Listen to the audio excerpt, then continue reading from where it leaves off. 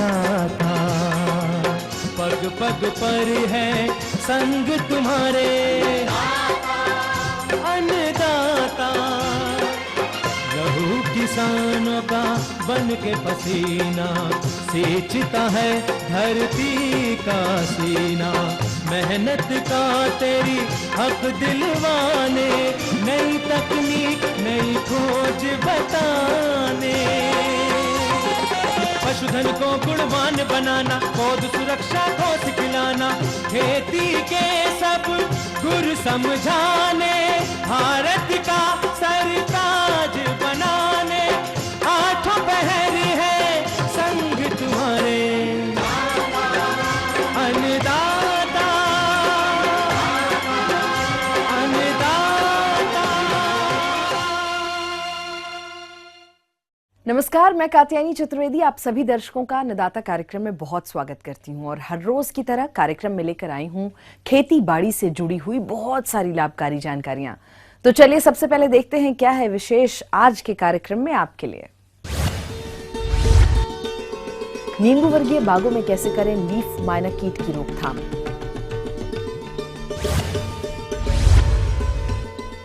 किसान किस प्रकार से तैयार करें अपने स्तर पर वर्मी वॉश।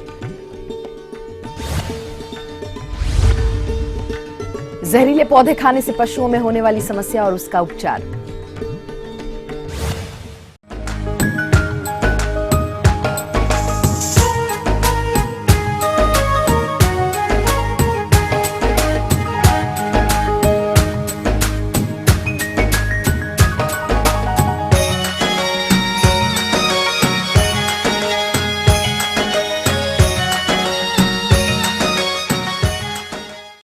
हमारे राज्य के जिन किसान भाइयों ने नींबू के बाग लगाए हैं, उनके बागों में इस समय लीफ माइनर कीट का प्रकोप दिखाई दे रहा है। और यदि इस कीट का नियंत्रण समय पर ना किया गया तो आगे चलकर इन बागों से कम फलत की प्राप्ति होगी। तो नींबू के फल वृक्षों को नुकसान पहुंचाने वाले लीफ माइनर कीट का नियंत्रण किस तरह से करना है, इस बारे में उचित सुझाव दे रहे हैं कृषि वैज्ञानिक डॉक्टर आयन शर्मा। यह एक मौत है और इतना छोटा मौत है कि उसको आप नंगी आंख से देखने में भी दिक्कत होगी, लेकिन यह इतना भयंकर आक्रमण करता है नींबू में कि पत्तियों में यह सुरंग बनाता है। होता यह है कि यह मौत, इसकी मादा पत्तियों के निचली सतह पर चपटा चपटा अंडा देती है और उस अंडे से नन्हा सा पिल्लू निकल करके और वह पिल्लू पत्तियों के दोनों सतह के अंदर छेद करके टनल बना लेता है। और वह टनल बनाने के बाद उसके अंदर प्रवेश करता है और शुरू में जब पिल्लू छोटा रहता है तो टनल पतला रहता है और अंत में आगे जाते जाते चौड़ा होता है और यह सांप की आकृति बनाता है। जिगजैग में टनल बनाता है, उजला टनल दिखाई पड़ता है।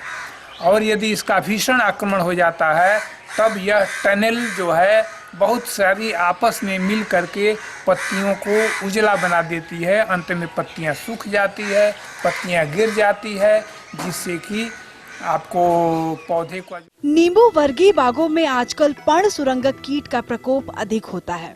यह कीट पत्ती की हरितमा को खाता है, साथ ही पौड़ कीट पत्तियों को एक साथ लपेटकर उसमें जीवन यापन करता है, जिससे पत्तियां अपना भोजन बनाने का कार्य बंद कर देती हैं और फलन कम होता है। इस प्रकार की हानि को रोकने के लिए इसका नियंत्रण करना बहुत जरूरी हो जाता है। तो इसके नियंत्रण के लिए, इसके प्रबंधन के लिए हम बागवान सबसे पहला तो है कि बाग के अंदर कोई भी घास पात वगैरह ना रहे, एकदम साफ सुथरा रहे। दूसरा है कि बाग की गर्मी में एक बार जुताई या कोड़ाई अवश्य कर देना चाहिए, जिससे छिपा हुआ प्यूपा हो या कोई भी कीट पतंगा का इमेच्योर स्टेज हो वह सतह पर आकर के कीटभक्षी चिड़ियों द्वारा खा लिया जाता है।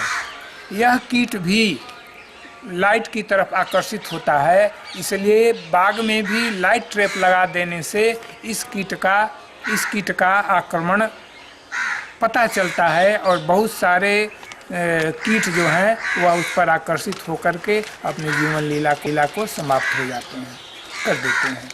तो इस तरह से आपको समेकित कीट प्रबंधन की विभिन्न विधि को अपनाना है। किसान भाइयों, इन प्रबंधनों को अपनाने के बाद भी अगर इस कीट का प्रकोप बढ़ता है तो आपको रासायनिक दवाओं का प्रयोग करना चाहिए, जो कि इस प्रकार से है।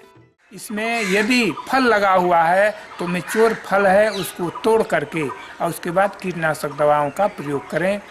कीटनाशक दवाओं में कोई भी परसिस्टेंट इंसेक्टिसाइड जिसका असर बहुत दिनों तक रहे, कम से कम 15 दिनों तक रहे, 20 दिनों तक रहे, उसका छिड़काव करना चाहिए। उसमें मालाथियन भी है और कार्बारिल है, या नहीं तो क्लोरपाइरीफॉस का भी छिड़काव किया जा सकता है। मालाथियन 2 ml प्रति लीटर पानी में, कार्बारिल 2 ग्राम प्रति लीटर पानी में घोल करके फल तोड़ करके कोई स्टिकर लगा करके छिड़काव करने से इस कीट को कई नियंत्रण हम पा सकते हैं। इसके अलावे हम कोई भी सिस्टेमिक इंसेक्टिसाइड, उसमें इमिडाक्लोप्रिड, एसिटामिप्रिड या एसीफेट, इसका भी व्यवहार कर सकते हैं, जिसका 1 ml प्रति लीटर, आधा ग्राम प्रति लीटर और 2 ml प्रति लीटर पानी, तीनों का क्रमशः इसका व्यवहार कर स्टिकर मिला करके छिड़काव करने से आपका बाग में इसका प्रकोप खत्म हो जाएगा और समाप्त हो जाएगा। जी हाँ, तो ये थी कुछ उपयोगी जानकारियां। एक बहुत छोटे से ब्रेक के लिए यहाँ रुकते हैं, बहुत जल्द लौटेंगे। कार्यक्रम में कुछ और महत्वपूर्ण जानकारियां हैं आपके लिए, बने रहिए हमारे साथ।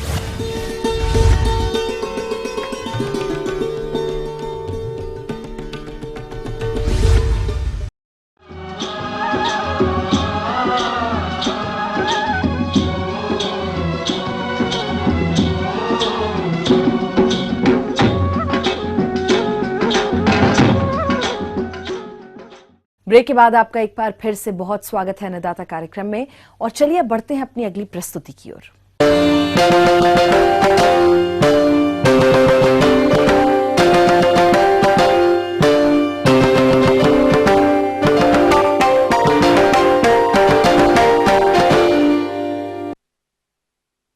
किसान भाइयों, जैसा कि कल के अन्नदाता कार्यक्रम में आपने वर्मी कंपोस्ट खाद बनाने के बारे में जानकारी प्राप्त की, तो आज इसी कड़ी को आगे बढ़ाते हुए जानकारी लाए हैं वर्मी वॉश बनाने के बारे में, ताकि आप इसका फसलों में उपयोग करके अच्छी पैदावार ले सकें। तो किस प्रकार से तैयार करें वर्मी वॉश, इसी विषय में जानकारी दे रहे हैं एक विषय विशेषज्ञ डॉक्टर CM यादव। मैं किसान भाइयों को बताना चाहूँगा कि ग्रामीण क्षेत्र में बढ़ती रासायनिक खादों की कीमत को कम करने के लिए और जैविक पद्धति को अपनाने के लिए और जैविक खाद की तरफ किसानों को रुझान करने के लिए वर्मी वॉश का प्रयोग किया जा सकता है। किसान भाइयों, आजकल रासायनिक उर्वरकों का अधिक उपयोग कर रहे हैं, जिससे भूमि की उर्वरा शक्ति घट रही है तथा उत्पाद की गुणवत्ता भी अच्छी नहीं मिल पा रही है। यदि आप वर्मी वॉश बनाकर फसलों में उपयोग करते हैं तो इस तरह की समस्या से बच सकते हैं। किसान भाइयों को इस बात की जानकारी होनी चाहिए कि वे कम लागत पर अच्छी तरह का एक तरल खाद बना सकते हैं, जिसको अपन वर्मी वॉश कहते हैं। वर्मी वॉश बनाने का जो मुख्य तरीका है वो एक सिंपल तरीके से वर्मी वॉश बना सकते हैं। वर्मी वॉश बनाने में घर में जो सामग्री है उसी का ही प्रयोग किया जा सकता है। उसका प्रयोग करके आसानी से वर्मी वॉश बना सकते हैं। वर्मी वॉश बनाने के लिए 2 मटकी की आवश्यकता पड़ती है और एक ड्रिप की आवश्यकता पड़ती है। इसके साथ एक प्लास्टिक नली और एक प्लास्टिक की पीपी की आवश्यकता पड़ती है। इस उपकरण के साथ आप अच्छी तरीके से एक तरल खाद बना सकते हैं, और ये तरल खाद आपका कच्चा गोबर, नीम के पत्ते आदि सामग्री यूज करके वर्मी वॉश बनाते हैं। वर्मी वॉश इसलिए कहते हैं इसको कि केंचुए द्वारा जो गोबर और नीम के पत्ते खाकर उसके शरीर से जो वास निकलता है उसको वर्मी वॉश कहते हैं, और केंचुए के शरीर से पूरा गति होके जिस प्रकार से जो तरल खाद प्राप्त हो रहा है उसको वर्मी वॉश कहते हैं। वर्मी वॉश बनाने की सिंपल विधि है।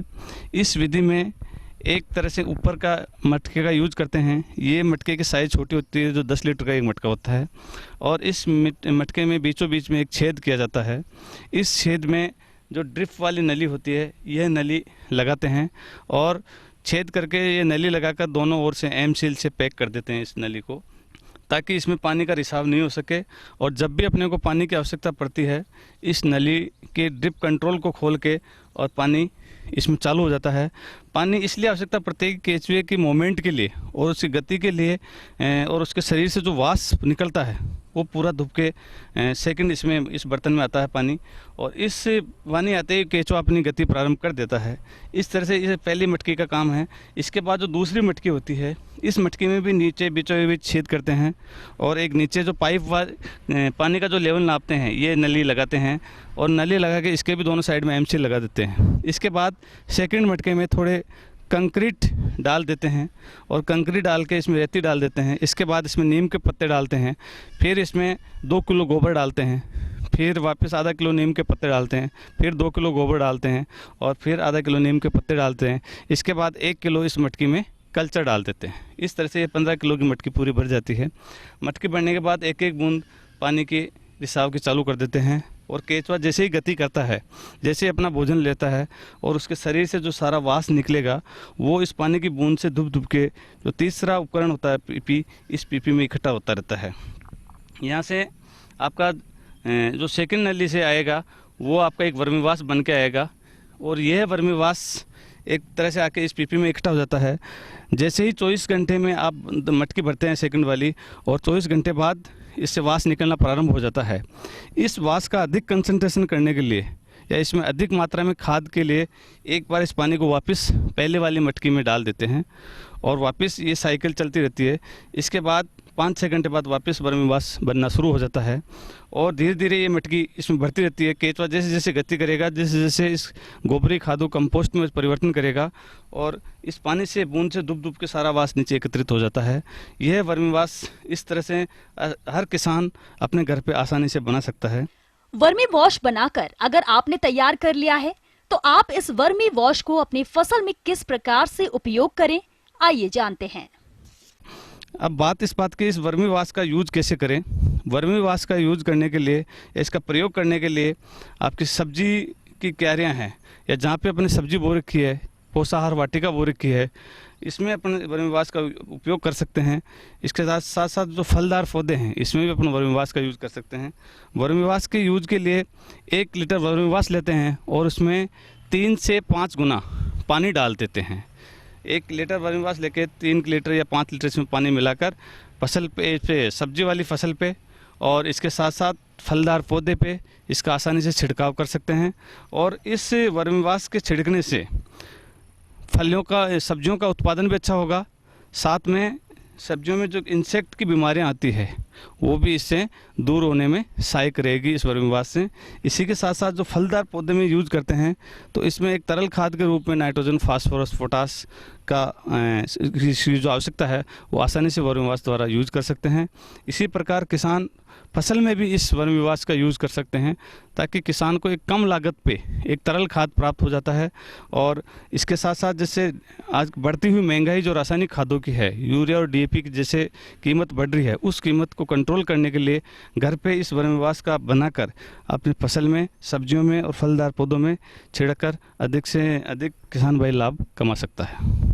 आगे और भी कुछ रोचक जानकारियां हैं, लेकिन यहाँ एक छोटे से ब्रेक के लिए रुकेंगे, जल्द होंगे हाजिर।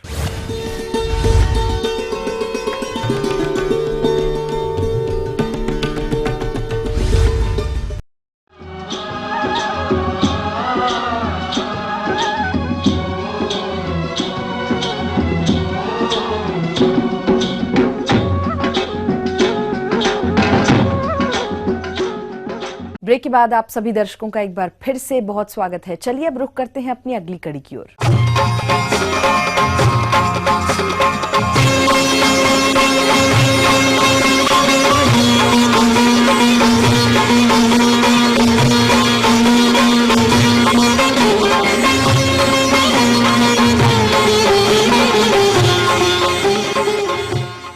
खेती के साथ पशुपालन आदिकाल से चलता चला आ रहा है और इन पशुओं से अधिक दूध उत्पादन के लिए पशुपालक सूखे चारे के साथ साथ हरा चारा भी खिलाते हैं।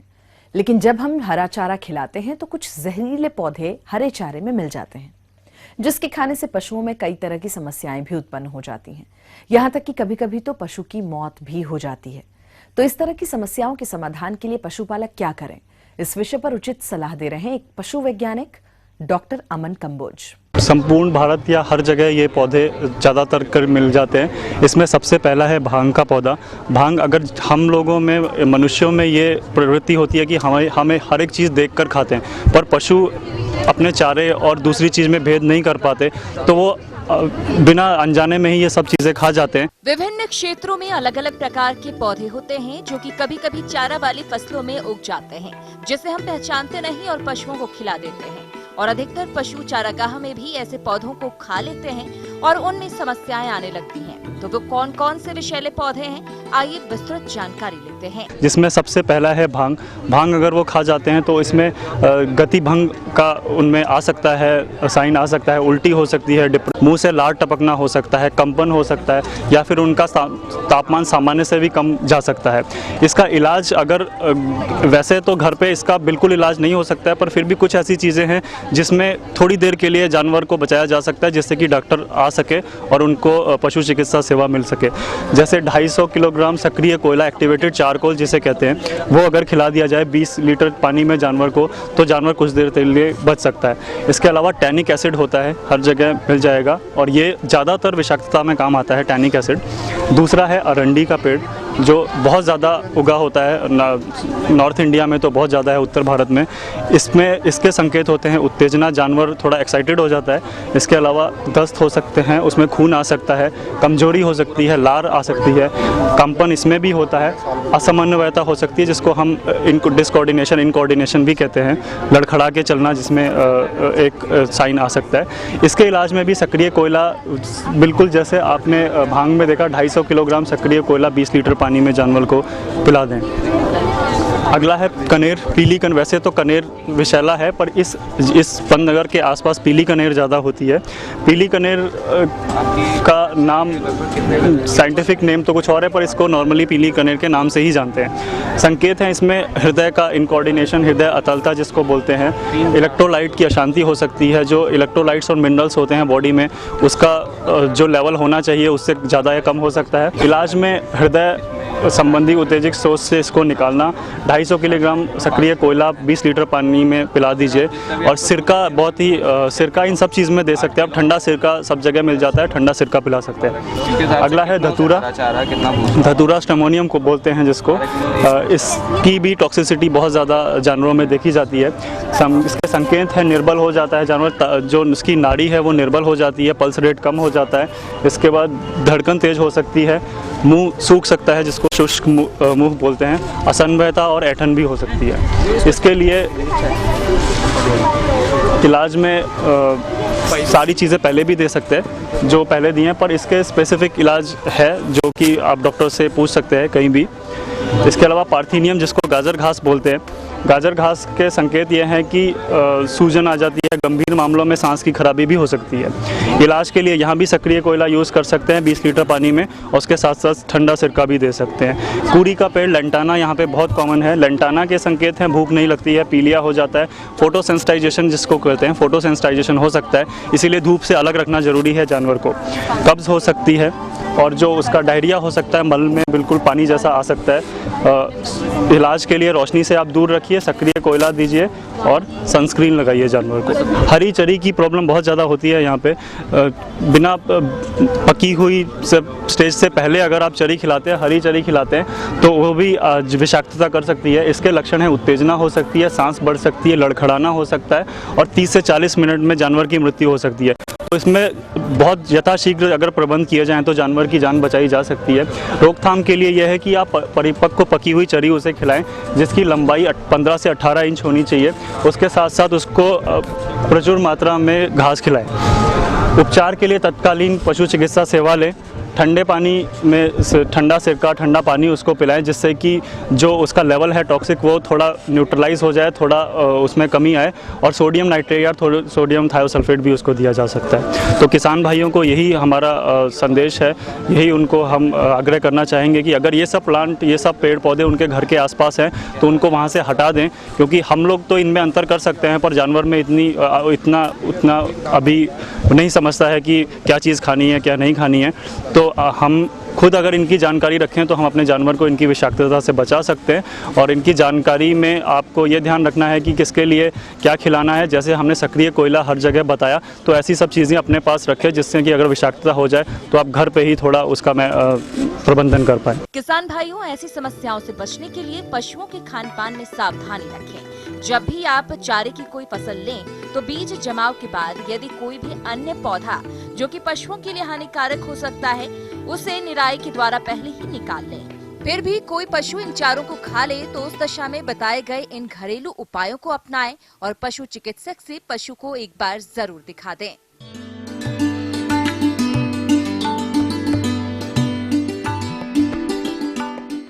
अन्नदाता हेल्पलाइन निशुल्क फोन संपर्क सेवा के माध्यम से आपके द्वारा पूछे गए कृषि से जुड़े प्रश्नों में से 1 या 2 महत्वपूर्ण प्रश्न को हम अपने कार्यक्रम में जरूर शामिल करते हैं। और इसी के तहत आज का चयनित प्रश्न और उसका जवाब इस प्रकार है। निःशुल्क अन्नदाता हेल्पलाइन में आज हमने जिस प्रश्न को शामिल किया है उसे पूछा है अमौली कानपुर के जगदीश चौहान ने। आपने मौन बक्सों के देख रेख पर जानकारी चाहिए है, तो इसके लिए देखिए कार्यक्रम का यह अंश। देखिए, जो ये समय चल रहा है इसके अभी सारे जो मौन पालक भाई हैं वो सभी अपने बक्से एक स्थान से दूसरे स्थान पे ले गए होंगे, जहाँ पे भी लीची का या अन्य कोई फ्लावरिंग प्लांट उपलब्ध हैं वहाँ पे अपने बक्सों को स्थानांतरित कर चुके होंगे। देखिए, स्थानांतरण करने के लिए जो मुख्य बातें हैं वो ये हैं कि आप जब भी बक्सों को स्थानांतरित करें उसमें शहद जो है बहुत ज़्यादा मात्रा में नहीं होना चाहिए, बहुत हल्का शहद होना चाहिए जिससे कि उसमें गर्मी से मधुमक्खियाँ ना मरें। अगर शहद ज़्यादा है, स्थानांतरित करने के पहले उनका निष्कासन कर लें और निकालने के बाद उनको अच्छी तरह पैकिंग कर लें।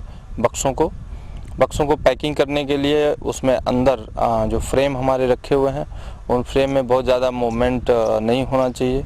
उसके लिए अंदर छोटी छोटी कीलें आती हैं, जो फ्रेम अगर 6 फ्रेम है तो 6 फ्रेम के जस्ट बाद उसमें एक कील मार दें, जिससे अंदर जो है फ्रेम का मूवमेंट ना हो और मधुमक्खियाँ मरे ना।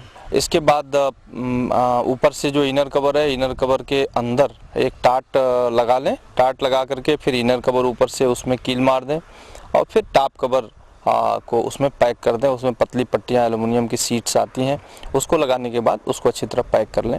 तो इससे आपका बक्सा तैयार हो गया। शाम के समय जब अंधेरा हो जाए, जब सारी मधुमक्खियाँ छत्ते के अंदर हों, उस समय गेट जो है, जो मुख्य द्वार है मौन गृह का, वो गेट द्वार को बंद कर दें अच्छी तरह से। और बंद करने के बाद जब अच्छी तरह बंद हो जाए तो बाहर से मिट्टी का लेप हल्का सा लगा दें, जिससे कि उसको निकलने की संभावना ना हो। फिर रात के समय बक्सों को लोड कर लें और फिर जहाँ भी ले जाना है उनको ले जा सकते हैं।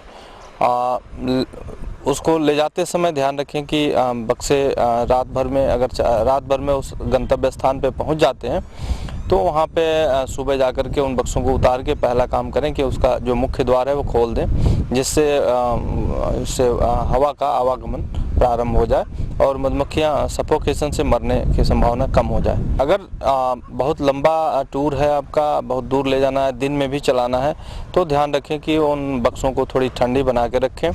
कभी कभी बीच में रोक करके पानी का छिड़काव करते रहें। दिन में जहाँ रोकें वो पेड़ों की छाया के पास रोकें।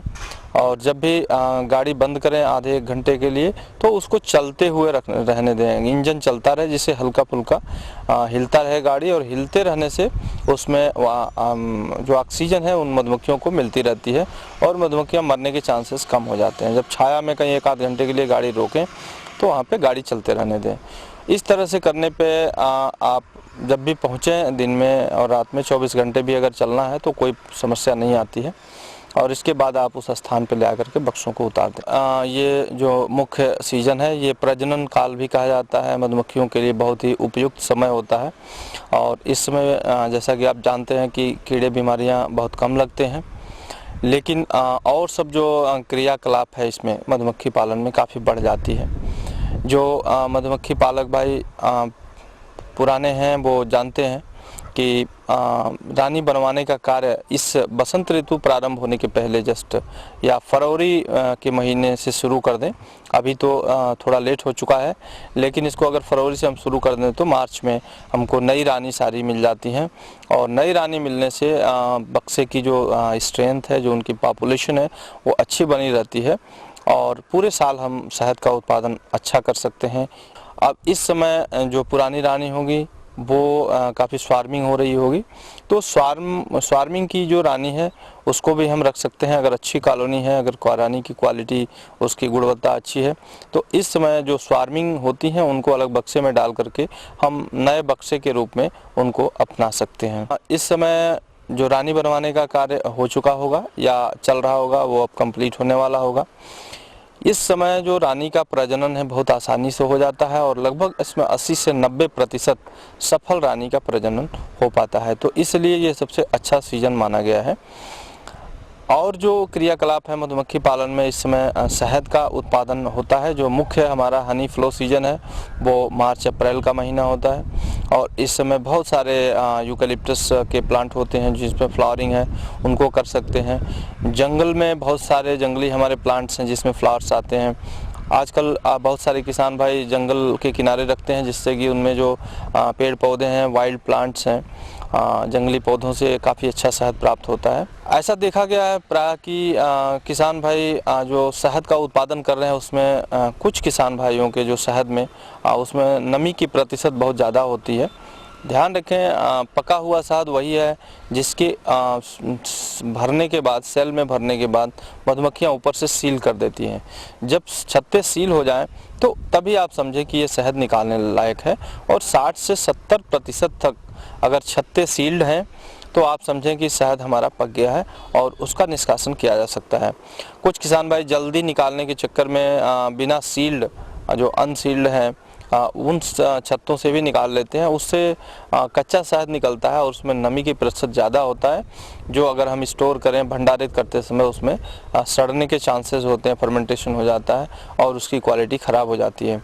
तो किसान भाई ध्यान रखें कि हमेशा 60 से 70% अगर कोष्ठक सील हैं तभी शहद निकालें। दूसरी चीज़ कि इस समय पॉपुलेशन भी मधुमक्खियों की बहुत तेज़ी से बढ़ती है और मधुमक्खी की पॉपुलेशन बढ़ने से इसमें क्राउडिंग होने की संभावना होती है। जैसी ही क्राउडिंग फील करें आप, बहुत भीड़ भाड़ अगर होने लगे तो आप उसमें अतिरिक्त छत्ते, उसमें 1 या 2 छत्ते डाल दें।